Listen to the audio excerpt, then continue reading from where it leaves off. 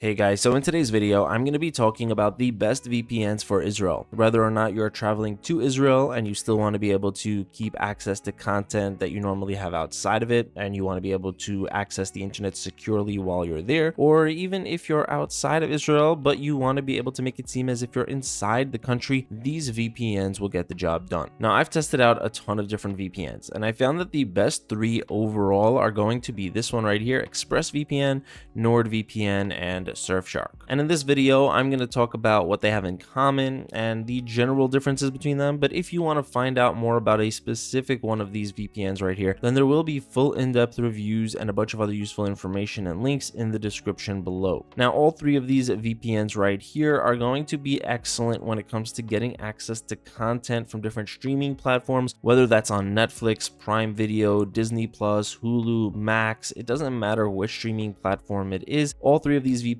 can make it seem as if you're somewhere else in the world and get you access to different content libraries. So for example, I love anime, and if I was in Israel and I wanted to watch Attack on Titan and I would go to Netflix and search for it, it wouldn't show up, okay? Netflix does not have Attack on Titan in their library in Israel, but it is available on Netflix in other countries. So in this case, all you'd have to do is go to your VPN, let's say it's ExpressVPN, and click on this location bar right here. Now, ExpressVPN has 105 countries to choose from, and all three of the VPNs that I recommend have at least 100. NordVPN has 165 and Surfshark has 100. Personally, I've never needed anywhere close to that amount. About 20 or 30 is generally enough for most people, but they all have at least 100. And in France, I know that you can get Attack on Titan on Netflix, so I can just search for France. A lot of the more popular countries will have an arrow here, and you can choose more locations within the country. So I'll just choose Paris, and then in a second or two, we're going to be connected. Now I'm going to go back over to Netflix, and all I'm going to do is refresh the page. And now, even if I was physically located in Israel, Netflix would think I'm in France because I'm connected to France in the VPN. And right there, you can see that Attack on Titan has showed up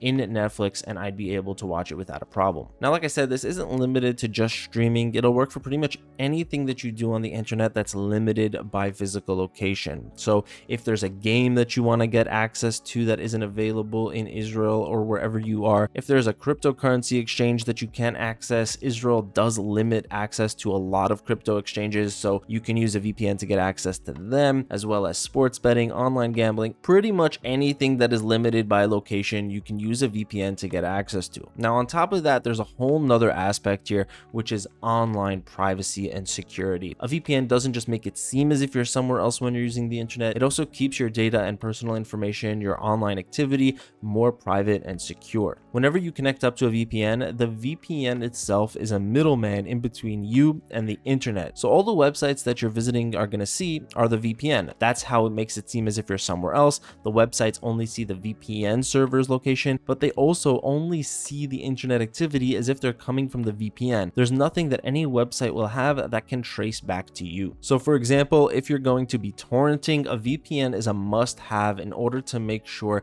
that nobody on the torrent network or your internet service provider, no government agency, nobody can ever trace your torrent activity back to you, because all they're going to be able to see is the VPN's IP address. Now, the most important thing here is to make sure that you're using a high quality VPN, because if you want to use a VPN for something like streaming, then you have to make sure that your VPN has fast speeds and will allow you to stream in high definition without any buffering or lag. And if you want more privacy and security, then you want a VPN with RAM only servers, so that nothing is being stored locally on their own servers, so that no government agency would ever be able to get information from the VPN, and no hacking or data leak would ever lead to your personal information being leaked from the VPN. On top of that, you always want a VPN that has an audited no logs policy. So you want to make sure that an outside independent company has come into the VPN and verified that they aren't keeping any personal information on their own servers. Now, all three of the VPNs that I recommend check all of these boxes. ExpressVPN would be my #1 recommendation. It's the easiest to get started with, it's very simple and intuitive,